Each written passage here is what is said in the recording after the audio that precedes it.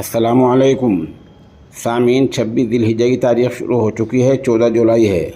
خبر کا عنوان ہے ام المدارس دارالعلوم دیوبند نے لا کمیشن کو خط لکھا۔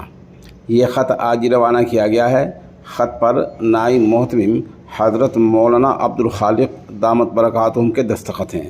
خط میں لکھا گیا ہے کہ یونیفارم سول کوڈ ملک کے لیے کوئی لازمی اور ضروری چیز نہیں ہے۔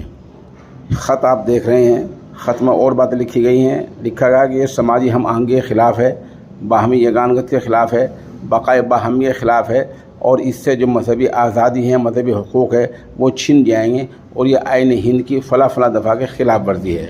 بہرحال دارالعلوم دیوبند نے یکساں سول کوڈ کی مخالفت میں یکساں سول کوڈ کے خلاف لا کمیشن کو واضح طور پر خط لکھا ہے۔ اب اس سے اندازہ ہو جاتا ہے کہ یکساں سول کوڈ ایک ایسی چیز ہے جو 100% مکمل طور پر اسلام مذہب کے خلاف ہے، اسلامی شریعت کے خلاف ہے۔ اس سے آپ ان جبہ پوشوں کا اندازہ لگائیں جو کچھ دن پہلے وہ جبہ پوش ہیں اور یہ بیان دے رہے تھے کہ اس سے کوئی زیادہ بڑا نقصان نہیں ہونے والا ہے۔